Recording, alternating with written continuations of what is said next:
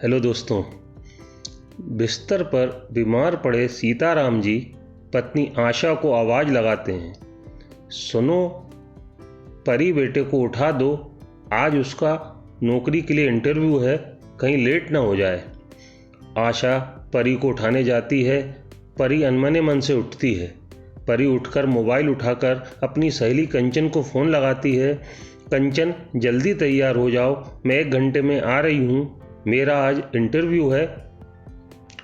कंचन का जवाब आता है, ठीक है, मैं तैयार मिलूंगी। परी तैयार होकर अपनी फाइल वगैरह लेकर स्कूटी पर घर से निकलती है। रास्ते में कंचन को लेकर जहां इंटरव्यू होना है पहुंच जाती है। कंपनी का ऑफिस बहुत बड़ा होता है। वो पार्किंग में स्कूटी लगाती है। तभी वो देखती है कि एक बहुत ही सुंदर नौजवान महंगी कार से उतर रहा है। वो नौजवान उतरकर ड्राइवर रामदीन से कुछ बात करके अंदर चला जाता है।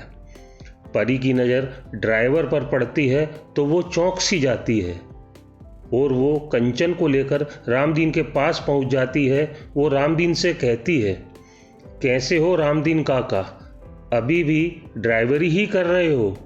हमारे यहाँ से काम छोड़ने के बाद किसी अमीर आदमी की ड्राइवरी करने लगे हो? यहाँ तो तुम्हारी तनख्वाह भी बहुत अच्छी खासी होगी।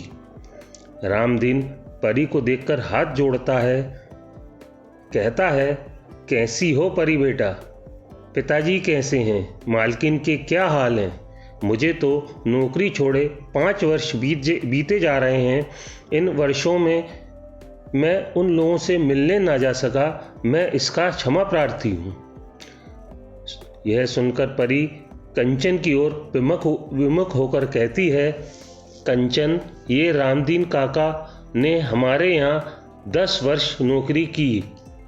पापा की तबीयत खराब होने की वजह से पापा को व्यापार में बहुत घाटा हुआ और उनका व्यापार सही नहीं चल रहा, तो ये जनाब हमारी नौकरी इसलिए छोड़ आए, कहीं पापा इनकी तनख्वाह ना रोक लें।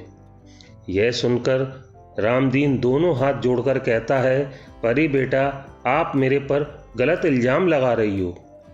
मैंने दूसरे कारण से नौकरी छोड़ी थी।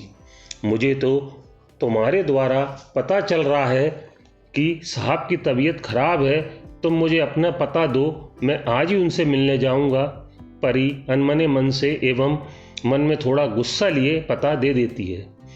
परी के साथ अन्य लोगों का इंटरव्यू हो जाता है। परी घर आती है तो उसे पता चलता है कि रामदीन घर आया था। वो इस बात को ज़्यादा तवज्जो नहीं देती। अगले दिन परी को सुबह एक फ़ोन आता है। 11 बजे उसे कंपनी के ऑफिस बुलाया है। परी सोचती है, वह अंदर ही अंदर खुश होती है, शायद उसे नौकरी मिल गई। वो ठीक समय पर ऑफिस पहुंच जाती है। कंपनी के मालिक उसे बुलवाते हैं। मालिक को देखकर उसे थोड़ा आश्चर्य होता है। यह तो वही व्यक्ति है जिसकी गाड़ी रामदीन चलाता है। वह नवयुवक परी से कहता है, परी जी, आपने इस नौकरी को पाने के लिए इतना बड़ा सोर्स लगवाया है कि मुझे आपको नौकरी पर रखना ही पड़ेगा। यह सुनकर परी कहती है, सर, मैंने कोई सोर्स नहीं लगवाया।